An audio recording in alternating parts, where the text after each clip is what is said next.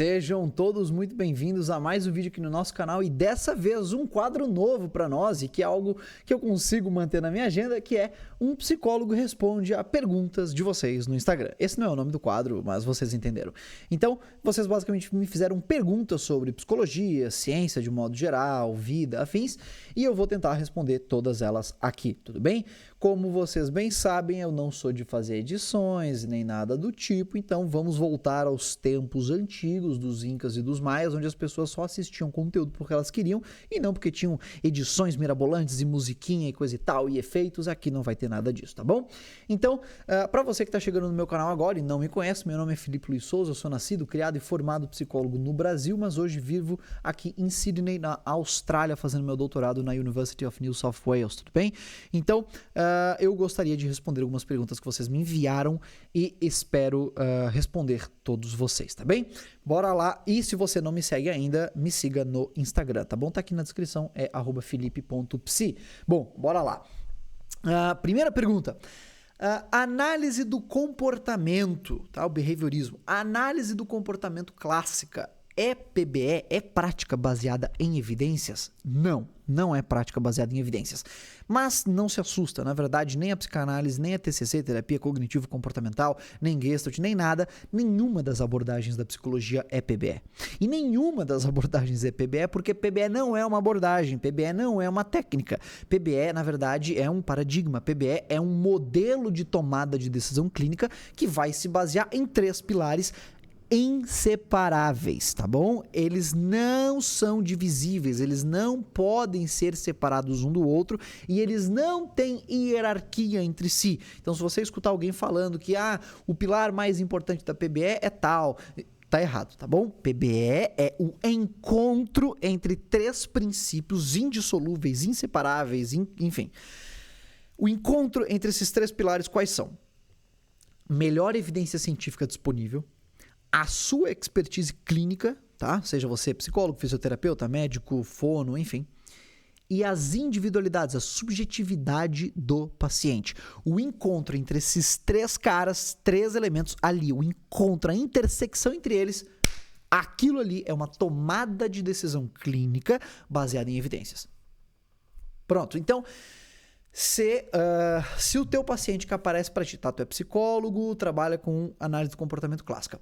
Se o paciente que aparecer para você, o caso clínico dele, tá bom? A melhor evidência científica disponível for a análise do comportamento clássica. Você tem expertise clínica para saber aplicar adequadamente esse tratamento.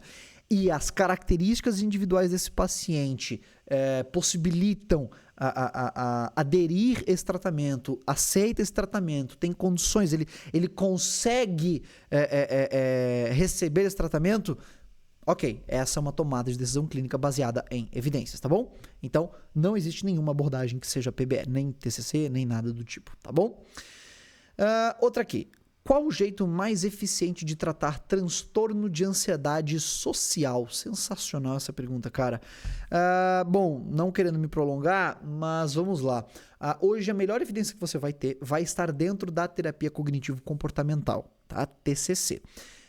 A depender do grau, tá? Da magnitude aí da apresentação desses sintomas desse paciente, você vai precisar de TCC associada à medicação psiquiátrica.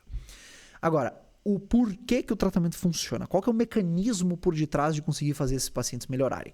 O mecanismo, ele na verdade é bem simples, tá? Não estou dizendo que é fácil, não estou menosprezando o seu sofrimento ou o sofrimento de alguém que você conheça. Essa é uma frase que eu costumo falar, né? Para os pacientes eles não gostam, que olha, o seu problema, ele é simples de resolver, não é fácil, mas é simples. E por que é simples? Porque a gente sabe o A mais B de como é que chega lá. Então, olha bem, você vai ter que desenvolver ali com ele, com esse paciente, no caso, por exemplo, se for você, né, o seu psicólogo vai ter que desenvolver contigo um bom mapeamento dos estímulos que você responde com ansiedade. Então, quais objetos, quais estímulos deixam você, manifestam em você o comportamento ansioso. Uma vez que você identifica esses caras, você mensura a magnitude desses estímulos. Qual estímulo é mais, qual estímulo é menos, perfeito? E você também verifica mantenedores. O que reforça teu comportamento continuar? E também identifica coisas que te ajudam, na verdade, às vezes a enfrentar isso. Porque, querendo ou não, provavelmente tu trabalha, provavelmente tu estuda. Ou seja, apesar da tua desadaptatividade frente a esse transtorno, tu ainda segue a tua vida. Mesmo que, e muitas das vezes, disfuncional, mas tu ainda segue. Então, de algum grau, tu consegue lidar com isso. Feito isso, então, vocês vão começar a planejar juntos um programa de exposição. Então, o seu psicólogo vai ter que te dar recursos para que você consiga suportar a exposição e, por isso, a terapia cognitivo-comportamental. Eu sei que isso que eu estava falando agora parecia puramente behaviorismo, mas não, o tratamento adequado não é só behaviorismo, porque só expor você ao que te deixa ansioso pode só piorar o seu caso se você não tiver recursos para lidar com aquilo. Então, a parte cognitiva entra aí, tá? Então, treinos e tudo mais, enfim. Toda a parte de estudar o como você pensa, como você se enxerga, rever as situações e os objetos aversivos de uma outra perspectiva, flexibilidade psicológica, cognitivo. A parte da exposição, comportamental. E por isso, TCC, cognitivo comportamental. Essa treta entre a C e TCC, ela só existe no Brasil. Europa, Estados Unidos, Austrália e tudo mais. Essa galera, na verdade, é uma só grande galera, tá? Agora, vamos lá. O que você vai fazer? Você vai se expondo gradativamente a esse estímulo aversivo. Então, eu pego um pequeno estímulo, algo que não te deixa tão ansioso. Você se expõe a ele até você se habituar nele. Se habituou? Ele é indiferente para você agora? Passa para o próximo nível. Se habituou? Passa para o próximo nível. E assim por diante até que você chegue na remissão dessa condição, tá bom? Agora, por que isso funciona? Antigamente a gente diria, né? Que, olha, acontece por causa da habituação. Então, quando eu me exponho, eu me habituo porque áreas emocionalmente frias do meu cérebro vão se sobrepor sobre o funcionamento de áreas emocionalmente quentes. Mas hoje a gente entende, por exemplo, cadê? Aqui. Embaixo, aqui, ó. Embaixo desse DSM, eu juro pra vocês, não tá aparecendo, mas tem um manual clínico bem fininho ali embaixo, que é o manual da APA de 2020 ou 21, não me lembro, do manual clínico da diretriz clínica de tratamento de medo e ansiedade. E lá a gente tem, né, os novos estudos e tal sobre aprendizagem inibitória, tá? Que é basicamente o mecanismo pelo qual eu tenho uma aprendizagem. Então, você não nasceu com ansiedade social, você desenvolveu isso, você aprendeu isso, tá? Então, eu tenho uma aprendizagem, essa aprendizagem eu detecto um estímulo, ela me desencadeia uma reação e eu reforço isso. Isso torna cada vez mais fácil de eu desengatilhar, de eu ativar essa resposta.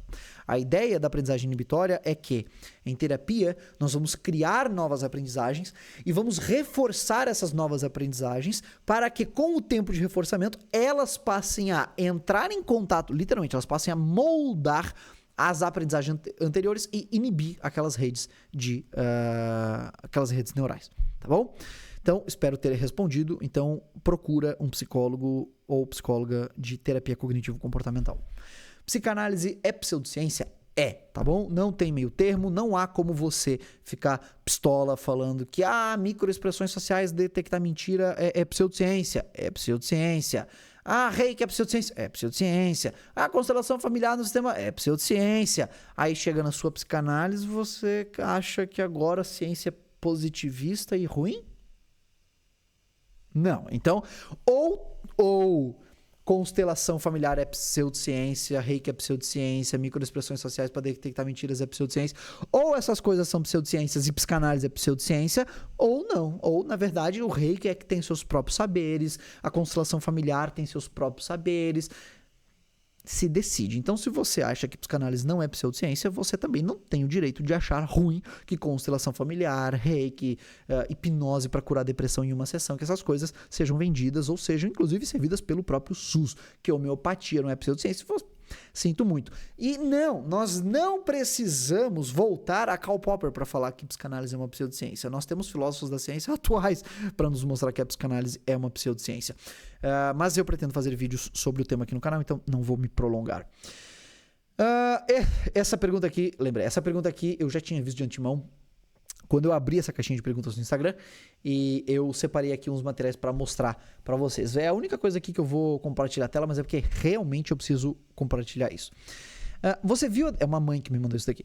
Você viu a declaração do Kennedy, o Kennedy Jr., né, o ministro da Saúde dos Estados Unidos, sobre a vacina de hepatite, que ela aumenta a chance de mais de 1000% de transtorno de espectro autista? Nós, pais, estamos desesperados. Não sei mais em quem acreditar, em um emoji de choro. Pelo amor de Deus, como é que tu não sabe em quem acreditar? Todo mundo que é da ciência está criticando o Kennedy Jr. Kennedy, né? Kennedy? Isso, o Kennedy Jr. desde que ele começou o cargo dele. Na verdade, desde quando ele foi citado pelo Donald Trump, todo mundo começou a falar, cara, é uma péssima ideia, esse cara é da pseudociência. Ele é literalmente anti-vacinas. Ele é contra vacinas, tá? Ele é o ministro da saúde do principal país do mundo para a ciência e ele é contra vacinas, tá?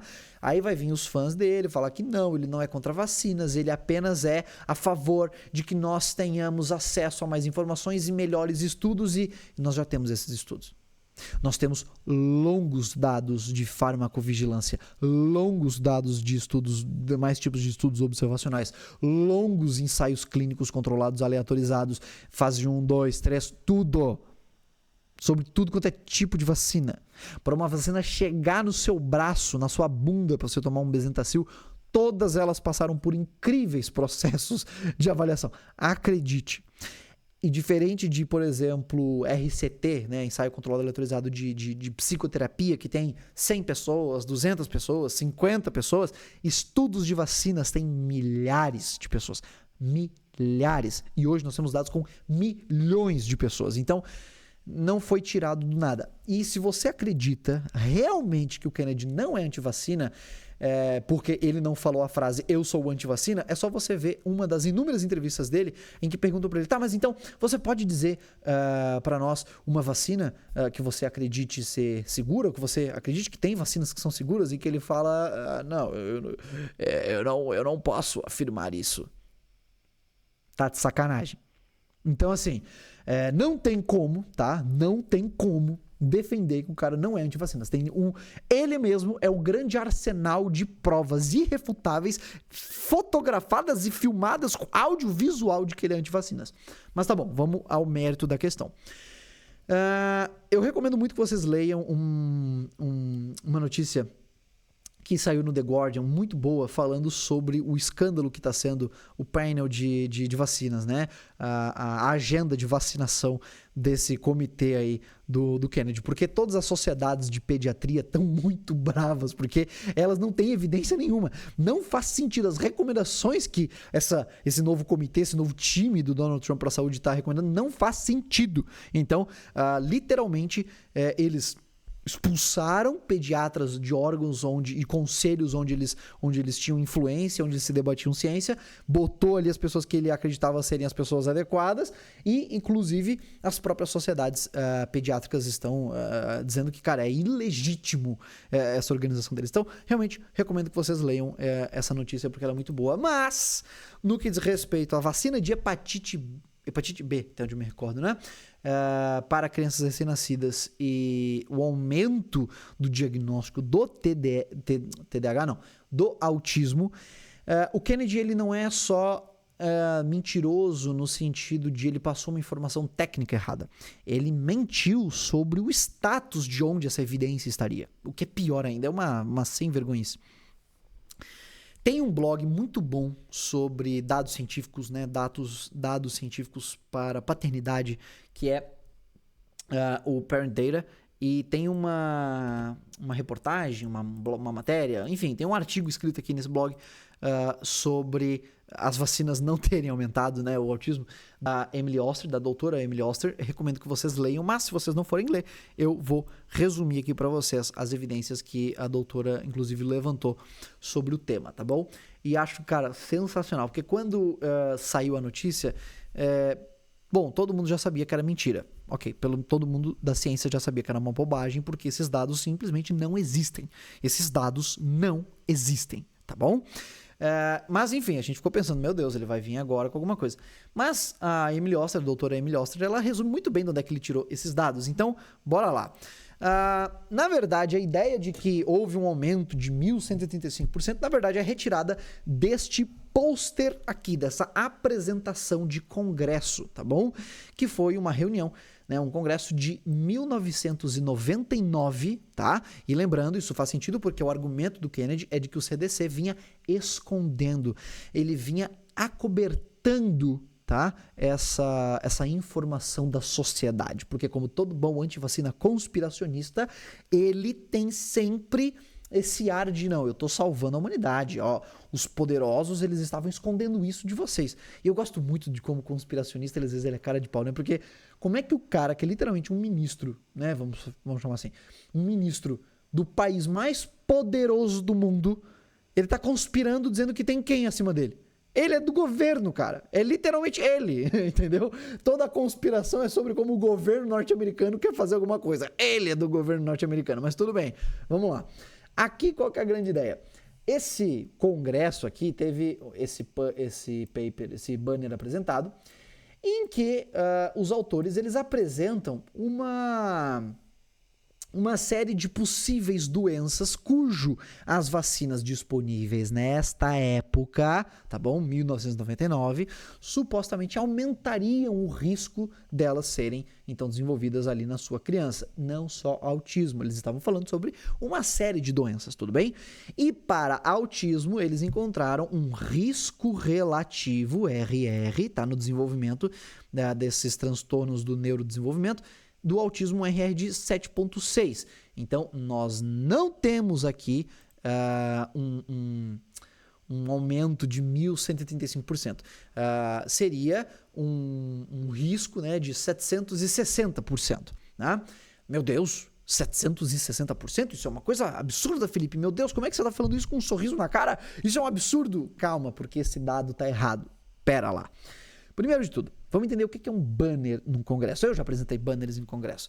Banners em congresso é basicamente você vai num congresso, vai numa conferência, vai num fórum, vai num simpósio e você expõe lá um bannerzinho com alguma análise que você fez. Seja de uma pesquisa sua que você está conduzindo e não finalizou ainda, seja de dados de terceiros que você pediu autorização para levar, seja de bancos de dados públicos que você tem acesso, seja, enfim, algum outro texto ou coisa do tipo.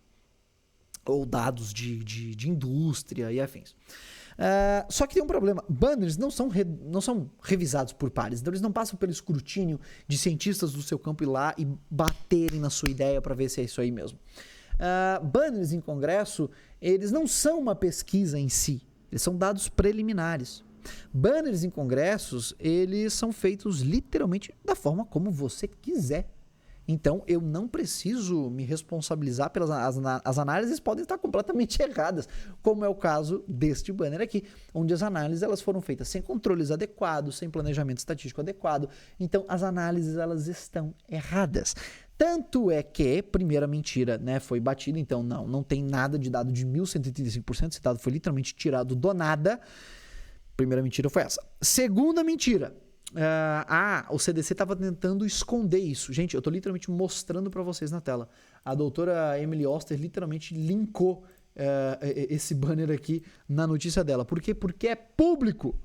Porque quando você vai num congresso e apresenta um banner, isso fica registrado nos anais do congresso. Tá público, tá público. Eu abri aqui o PDF, tá aqui, pronto. Com os dados do cara, com as anotações da doutora Emily Oster, tá tudo aqui, bonitinho, como é que funciona.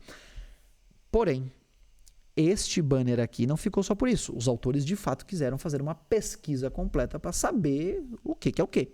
E adivinha? Eles, de fato, fizeram uma revisão adequada, com análise adequada, controles adequados, dados adequados. E adivinha? Foi publicada numa das maiores revistas do campo pediátrico, que é a Pediatrics. E ela foi publicada em 2003, 4 anos depois daquela conferência. E adivinha, eles não encontraram nenhuma associação entre vacina e autismo. Nenhuma. E, olha só que interessante, eles estavam fazendo isso porque na época existia essa preocupação quanto, de fato, a segurança do timerosal nas vacinas. Não existem evidências de que o timerosal seja perigoso. não existe, de que o timerosal afetasse em qualquer coisa a saúde das crianças. Porém, por uma pressão política e midiática, não evidências, mas pressão social burra, tiraram o timerosal das vacinas. E tudo bem, tiraram porque entenderam que, olha, é um composto que, ok, ele não vai reduzir a efetividade da vacina, também não causa mal, tiraram. E hoje as vacinas desse tipo não têm mais timerosal. Então, não apenas o dado que o Kennedy falou, que aumentava em 1.135%, esse número não existe. Segundo, o CDC estava escondendo. Não estava escondendo, está público.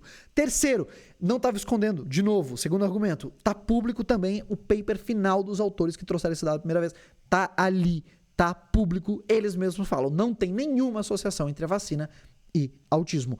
E quarto, o composto que supostamente teria e causaria esse risco não causa risco nenhum e foi retirado das vacinas que os seus filhos tomam hoje em dia. Então, chega de acreditar em antivacina, tá bom? Além do mais, todo mundo sabe, é público notório. Eu vou até pausar aqui para mostrar para vocês também. Eu tive que ir atrás do paper que começou toda essa bendita história de que vacina causa autismo, tá? Para poder mostrar, porque caso você não tenha visto isso nunca, parabéns, seja apresentado ao nojento que começou essa história. O Wakefield, tudo bem? Este é um caso clássico dentro da ciência, estudado ao redor do mundo inteiro de como fraude em pesquisa afeta a sociedade e a ciência. Este paper foi publicado no The Lancet, tá? Uma das mais importantes revistas das ciências da saúde do mundo todo, onde aqui sim ele mostrava como que a vacina poderia causar autismo, tá? Então esse é um caso clássico, você tem ali dados de 12 crianças e tal, e este artigo está retratado, ou seja, ele foi retirado porque ele é uma fraude, ele é literalmente uma fraude, tudo bem? Então, não acreditem que vacina causa autismo, tudo bem? Então, espero ter ajudado quanto a isso. Pais, pelo amor de Deus, vacinem seus filhos, tudo bem? Você já ouviu falar em misofonia? Tenho esse problema há anos, porém falam que não tem cura. Meu TOC, né, meu transtorno obsessivo compulsivo, é com barulho de respiração. Entro em pânico. Só um segundinho. Perdão pela pausa, para vocês não passou nenhum segundo, para mim passou alguns segundinhos aqui, tá? Vamos lá, sobre misofonia, e aí depois você cita TOC, né? São quadros distintos, tá bom? Então, misofonia, não entendo nada sobre misofonia, vou ficar devendo para vocês, mas, de fato, acredito que provavelmente protetores, né, abafadores, talvez façam parte do tratamento, pelo menos como é que seria, da adaptação, tá, ao meio de convívio desses pacientes. Agora, quanto a TOC, o tratamento mais adequado para ele é terapia cognitivo-comportamental, porque vocês vão ter que tratar dentro de um protocolo de terapia de exposição com prevenção de resposta. Esse é o nome, tá bom? Não tão diferente do que eu falei lá atrás sobre ansiedade social, tá?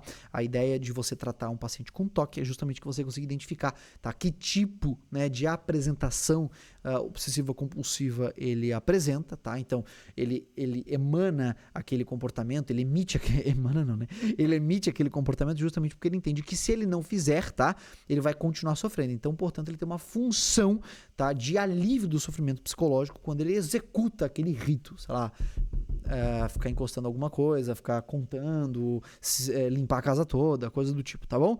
Então, infelizmente, eu não entendo nada de misofonia, vou ficar devendo essa, tudo bem? Durante a sessão, então é uma terapeuta, durante a sessão, a paciente absorveu a persona do bebê que abortou. É normal? Deixa eu confirmar uma informação. Tá bom. Pela sua pergunta e pelo seu perfil aqui, né? Você é uma hipnoterapeuta, né? Então você trata pessoas através de hipnose. Então, será que é normal durante sessões de hipnose a paciente absorver a persona, agir como o bebê que ela abortou? Não é normal. Na verdade, você induziu isso. Sinto muito. Como assim você induziu isso, Felipe? Você está dizendo que eu sou antiética? Não estou dizendo que você é antiética. Estou dizendo que as estratégias terapêuticas que você utiliza, provavelmente de escolas dúbias aí do meio da hipnose, dá à própria paciente uma expectativa e um background sobre hipnose que é algo místico, onde esse tipo de comportamento hipnótico sequer é acreditável, possível, viável, né? Porque olha que, cara, que coisa engraçada. Por que nas minhas sessões de hipnoterapia, na dos meus alunos, na galera da hipnoterapia cognitiva, da galera aqui da gringa, cara, por que essas coisas não acontecem nas nossas sessões?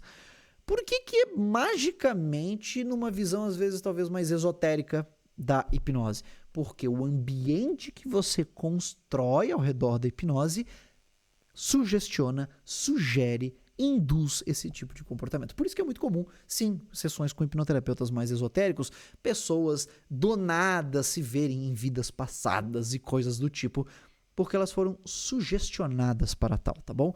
Então, se eu faço uma sessão, por exemplo, de hipnoterapia para a dor de um paciente ou de um quadro, sei lá, uma mulher com fogachos, ela não vai em momento nenhum aderir à persona de ninguém.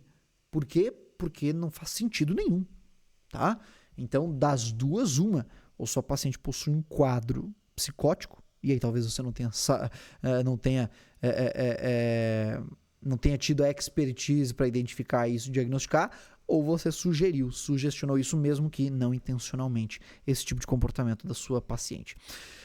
Existem métodos comprovados cientificamente para melhorar as nossas habilidades cognitivas? Sim, estudar.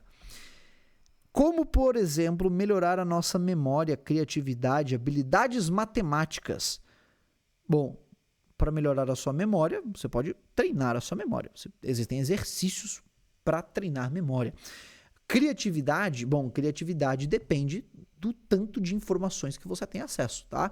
Então, eu não tenho como ser criativo com um ambiente de informações muito restrito. Seria tipo eu tentar ser criativo com o meu inglês. Eu tenho um número restrito de palavras que eu conheço. Eu não consigo ser criativo com isso daqui. Eu tenho que conhecer mais palavras e aí a minha criatividade de como eu vou brincar com a construção de frases vai mudar, entendeu? Então, criatividade demanda conhecimento de estímulos, objetos, culturas, informações, enfim, vai atrás de mais informações. E habilidades matemáticas, estudando matemática, especificamente. Tanto para você quanto para o cara que queria saber se tinha como cientificamente melhorar suas habilidades cognitivas, leitura é um excelente exercício para isso tudo. Inclusive, existem livros também só de matemática, inclusive também, que você já faz tanto o treino de habilidade cognitiva, que ler é um excelente treino para longevidade e tudo mais da sua saúde mental, como também para você aprender habilidades específicas que dentro desses livros vão ter informações sobre essas coisas. Como é o poder de compra na Austrália? É bizarro. A Austrália, ela é, de modo geral, uma tentativa de uma, não digo cópia, mas a Austrália, de modo geral, tenta replicar os Estados Unidos, tá? Só que aqui eles replicam os Estados Unidos sem a cultura americana, de que nos Estados Unidos todo mundo é insanamente apaixonado pelo próprio trabalho e o trabalho faz parte da cultura deles, da vida deles, do tipo assim, o que é você? Cara, eu sou o meu ofício, né? E pra cultura americana é isso, entendeu? O cara chega 6 horas da manhã, sai 10 da noite, se o chefe fala, cara, vem aqui agora de madrugada na minha casa, o cara vai, os caras são insanos no trabalho. Aqui não. Aqui, tá batendo, tá batendo como é que os surfistas falam, cara, quando um tubo, tá batendo uns tubos ali em Bondi, hein, cara, eu não sei se tem tubo em Bondi, não sei se as ondas são tão boas assim, mas viu, ali na praia tem não sei o que, hein, meu, falta 1h30 pra acabar o expediente, a gente já meio que podia já ir agora, né, gurizada? O pessoal, eles são mais assim, tá? Então aqui eles gostam eles são bons no trabalho, eles são muito bons, eles são assertivos, eles são diretos, tu até acha que eles são grossos, mas não, eles só são diretos mesmo. Mas, velho, bater o horário deles, tchau e benção. Eles são bem práticos, assim, o trabalho é uma parte da vida deles, a cultura deles é muito bem definida com isso. E eles são muito produtivos por causa disso, então eles ganham muito dinheiro. Então, eu moro aqui em Sydney agora, né? Sydney é uma das cidades mais caras da Austrália. Não, acho que é a cidade mais cara da Austrália. É a cidade mais cara da Austrália, uma das mais caras do mundo. Então, aqui, por exemplo, o salário médio das pessoas, se eu não me engano, são 7 mil ou 8 mil dólares por mês, tá? E é muito, muito, muito forte o poder de compra deles. É normal, você anda aqui na rua, você vê as pessoas botando TV fora, cama, sofá fora, móvel fora, máquina de lavar, máquina de secar, máquina de lavar louça, fogão fora, computador fora. Por quê? Porque eles compram novos. Não tá estragado, eles só compram novos e aí eles botam fora. Eles são muito consumistas também. Como eu falei, é uma tentativa talvez de uma réplica de um modelo americano, só que sem a cultura insana do trabalho, mas eles são muito assim. E aqui eles são muito picuinha, eles são muito Caxias por aqui. Então, esses dias eu atravessei a rua fora da faixa, sem brincadeira, era de noite. O cara tava bem longe de mim, ele tava num Toyota, ele tava bem devagarzinho, assim, era uma ruazinha que era sentido único. Ele tava vindo lá de longe, assim. Eu atravessei a rua fora da faixa e fui andando na calçada. A faixa era longe pra caramba. Ele botou a cabeça pra fora da janela e começou a me xingar. Ele começou a gritar comigo, me xingar, que eu tinha atravessado fora da faixa. Acredita nisso? É bizarro, mas, enfim. Eu sou brasileiro, ele é australiano. Ele tá no direito de me tratar como imigrante, porque eu sou, então, fazer o quê? Detalhe. Tem essa questão aí, tá? Então, eles têm muito poder de compra. Carro aqui, meu irmão, tu não vê carro feio nessa rua. Vê, nós imigrantes estamos geralmente dirigindo eles. Agora, as pessoas aqui andam com Tesla como se não fosse nada. Inclusive, ontem na universidade, cara, eu vi uma coisa sensacional. Eu tava entrando no estacionamento e num dos andares do prédio de estacionamento, que aqui é bem comum, tem a universidade, ela tem prédios de estacionamento, né? Um desses andares estava passando com o carro e tinha um Tesla estacionado e atrás tinha um adesivo escrito assim: eu não gosto dele também, mas é um carro muito bom.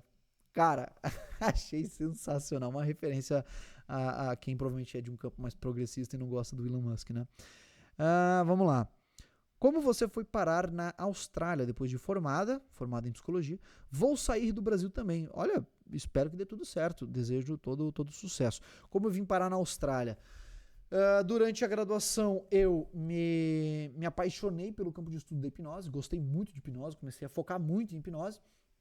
E comecei a estudar isso daí. Tanto é que o meu TCC durante a graduação em psicologia foi em hipnose, especificamente uma meta-análise sobre os efeitos dos diferentes tipos de tratamento baseado em hipnose para depressão maior, transtorno depressivo maior, né, TDM. Então, eu me apaixonei bastante por hipnose e por querer fazer pesquisa com hipnose, eu sabia que eu precisaria entrar num mestrado, doutorado. Então, para entrar no mestrado ou num doutorado, eu sabia que eu precisaria de pesquisa. Então, eu fui atrás de iniciação científica. Então, eu fiz iniciação científica inicialmente com engenharia. Então, eu fiz 2 anos de PIBIT, tá? Então, fui bolsista do CNPq PIBIT. Desenvolvi uma órtese para cotovelo, né? Para membros superiores, para pessoas que não têm mais o movimento dos braços. Então, a gente desenvolveu um protótipo de órtese para membros superiores via interface cérebro-máquina, BCI, né? Então, eu basicamente penso e a órtese se mexe, tá? Feito isso, eu comecei também a fazer pesquisa com modelo animal. Então, eu fiz pesquisa... Na verdade, não feito isso, né? Foi concomitante. Então, eu fiz pesquisa com modelo animal, com modelos de Alzheimer e streptozotocina, com modelos de camundongo. Fiz pesquisa com modelos de ansiedade e epilepsia com zebrafish, né? Testando ali o efeito de canabidiol nesses animais. Então, fiz essas pesquisas e tudo mais. Participei ali, publiquei um capítulo de livro, publiquei uns 2 ou 3 artigos. E aí eu vim para o doutorado direto. Eu não fiz mestrado, não tenho mestrado. Eu apliquei... Eu fui abençoado. Deus me cuidou muito nisso. Eu tinha certeza que eu queria este programa que eu tô agora, então eu apliquei só para este programa. Não apliquei para mais lugar nenhum, não apliquei para mestrado nenhum, não apliquei para mais nada. Só apliquei para cá e eu passei. Então cá estou eu. Foi assim que eu vim para aqui. Eu descobri esse programa através de um contato que foi o Dr. Rodrigo Rizzo, que é um dos meus orientadores, e nós nos conhecemos na internet. Eu e ele, a gente começou a discutir sobre um paper lá. E aí a gente fez esse contato e aí depois ele falou, olha cara, tem vagas de doutorado aqui na minha universidade, nesse projeto tal, que envolve hipnose. E aí eu apliquei e passei. E não era porque a gente era amigo ou coisa do gênero, porque não é ele quem avalia quem é aceito para uma bolsa de estudos, tá? Isso são comitês específicos de universidades, porque se doutorandos, se doutores, se professores pudessem simplesmente escolher quem vai ganhar uma bolsa de doutorado de uma universidade, ia virar a maior palhaçada de indicação de amigos. Então, isso não existe, tá bom? Então, fiquem tranquilos, foi por mérito. E aí eu recomendo muito você a ir atrás de quem são os experts da sua área. Então você tem, por exemplo, o expert. Calma aí, eu vou pausar e ver se eu acho esse site. Só um segundinho. Cara, eu não achei. Eu sei que, de novo, fez um corte aqui porque eu pausei a gravação no OBS, para vocês não passou nem um segundo, mas eu fiquei aqui alguns minutos tentando achar e eu não tô lembrando o nome do site, tá tudo bem? Se alguém aí lembrar, por favor, é um site que tem expert no nome, em que você tem basicamente um ranking ali dos maiores experts de cada área da ciência, tá? Então você tem lá, por exemplo, o ranking do campo de pesquisa em hipnose, por exemplo. Você tem lá os experts, né? Então, por exemplo, eu já pude fazer pesquisa com alguns dos maiores nomes da hipnose do mundo. Então, Gary Elkins, o Olaf Paulson, reza a lenda aí que acredito que dentro do meu doutorado ainda eu vou querer fazer eu vou tentar fazer alguma parceria com o Mark Jensen, que é hoje o autor mais citado da história da hipnose. Enfim, existem rankings onde você pode ir atrás desses caras para você ver se tem, por exemplo, oportunidades de pesquisa dentro desses programas de pesquisa, dentro dessas universidades. Ou às vezes ainda, não necessariamente com esses experts, mas em universidades muito boas que pesquisem o que você se interessa, tá? Lembrando, dentro do doutorado, muitas vezes você não vai pesquisar o que você quer, você vai pesquisar o que eles estão pesquisando onde você chegar, tá? E aí depois do doutorado, tu inventa aí o que tu quer pesquisar. Eu dei a sorte de que eu pesquiso basicamente o que eu quero, porque eu realmente vim ganhando a bolsa para fazer parte de um projeto específico que é do meu interesse. Então, eu realmente fui abençoado 2 vezes. Apliquei para um só PPG, passei e ainda por cima passei num projeto que eu queria. Então, eu sou abençoado nesse sentido. Não, eu sou um outlier, eu não sou realmente, eu não estou dentro da média padrão, não. Eu tive a sorte, a bênção de cair nesse tipo de programa. Mas eu diria que eu vou fazer um vídeo só ensinando vocês a irem atrás dessas coisas, tudo bem? Então, vocês já tinham me falado isso no Instagram, que vocês querem esse tipo de vídeo. Eu vou fazer um vídeo só sobre como fazer para entrar em programas de doutorado em universidades no exterior, tá bom? Qual a melhor abordagem para quem tem doença sem cura? Não enlouquecer com as dores diárias? Perguntou aqui a moça. Veja, essa pergunta ela está incompleta, né? Porque qual a melhor abordagem para quem tem doença sem cura? Só aí você descreveu um monte de doenças diferentes. E cada doença vai ser uma diferença, vai ser uma pergunta clínica diferente. Então, por exemplo, existem pessoas com doenças crônicas que eu, por exemplo, diria, cara, às vezes o uso de intervenções baseadas em hipnose vai ajudar esse paciente a diminuir a dor. Mas para a doença de Crohn, por exemplo, que sente dor e é crônica, eu não tenho, por exemplo, evidências para dizer isso. Por quê? Porque a gente tem pouquíssimos estudos e são uma porcaria, entendeu?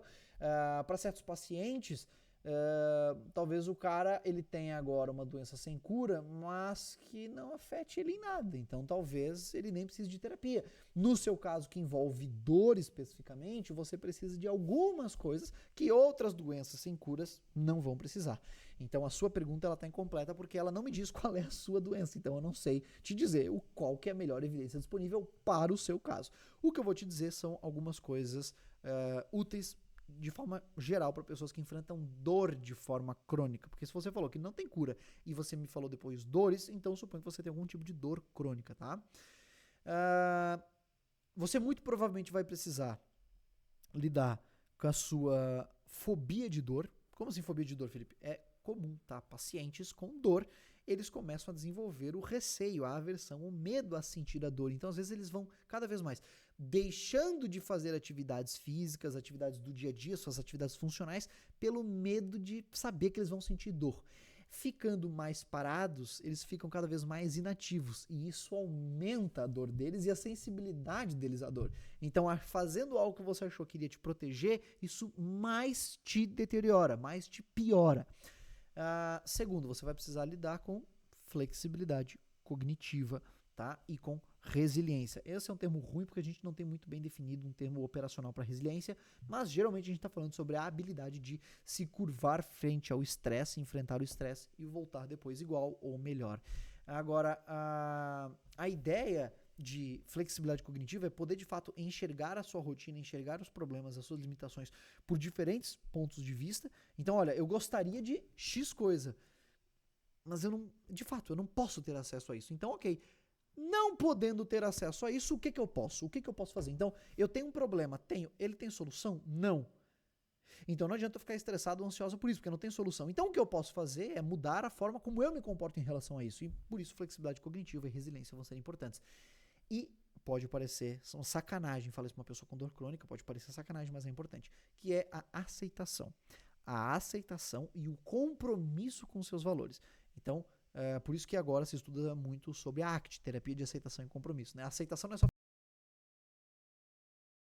Eu bati aqui, eu mutei, né? Perdão. Então, terapia de aceitação e compromisso não é falar pra você, eu tenho dor, então tudo bem, então eu só sinto dor, é isso? Não. Aceitar a realidade como ela é, aceitar os fatos, de fato, não a sua interpretação provavelmente distorcida da realidade, mas a realidade em si, e se comprometer com os seus valores, em construir uma vida que vale a pena ser vivida apesar do sofrimento, não tentar fugir do sofrimento. Pacientes de dor crônica tentam fugir do sofrimento constantemente, só que isso não funciona. O sofrimento é inerente a estarmos vivos, então enquanto vivemos teremos algum tipo de sofrimento. Então, nós precisamos aceitar a realidade como ela é, aderir, aceitar essa realidade e então nos comprometermos a construirmos uma vida que vale a pena ser vivida, uma vida que respeite, que vise os nossos valores e, portanto, transformar a nossa qualidade de vida. E aí você tem informações sobre exercícios físicos, primeira, segunda, terceira linha de fármacos, às vezes o uso de o acompanhamento fisioterápico não é necessário, intervenções autoguiadas como, por exemplo, hipnose, coisas do tipo, podem te auxiliar na dor, tudo bem? Você é psicanalista? Tá de sacanagem, né, meu irmão? Existe uma abordagem específica para tratar disforia de gênero? Essa foi a última pergunta da caixinha. Eu sei, tinha mais uma caixinha, mas já tá de noite, então vai ficar por aqui. Eu vou fazer só de um dia de caixinha, eu abri 2 dias, né? Olha só.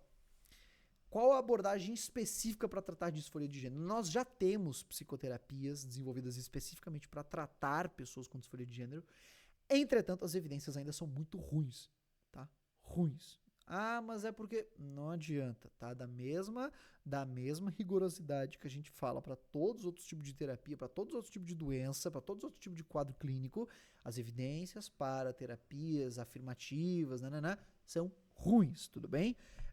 Nós temos evidências com dados de milhares, milhões de pessoas, na verdade, falando que, olha, aparentemente nós temos uma redução, sim, aparentemente uma redução da autolesão de pessoas com disforia de gênero quando elas são submetidas ao tratamento de reafirmação de gênero com uso de hormônios. Então, aparentemente, essa população se lesiona, se machuca menos, né? Então, se corta, se queima ou coisas do gênero. E que, portanto, aparentemente é por causa disso que também temos aparentemente dados de que a terapia com hormônios, ela diminui a morte por suicídio dentro dessa população, tá? Então, também são evidências, hoje, também com nível de qualidade, a certeza de evidência também questionável, mas hoje é a melhor evidência que nós temos. Então, a melhor evidência que nós temos hoje é essa, tá? De resto, as evidências são muito fracas, tá bem? E é isso. Por hoje é só, pessoal. Espero que vocês tenham gostado, espero que eu tenha respondido as dúvidas de alguns de vocês. Eu esqueci de citar uma coisa lá atrás sobre a questão das vacinas. Putz grila, que sacanagem. Eu tava falando sobre a questão do Kennedy, né? Sobre o banner aquele que o cara falou sobre risco relativo de 760%. Mas na verdade tem um errinho aí, mas tudo bem. Eu vou fazer um post no Instagram para falar o que eu queria falar, tudo bem? Que é sobre a diferença entre risco relativo e risco absoluto, que é o que a gente deveria estar dando importância, tá bem? Então, espero vocês no próximo vídeo. Muito obrigado pela companhia nesse daqui. Até a próxima.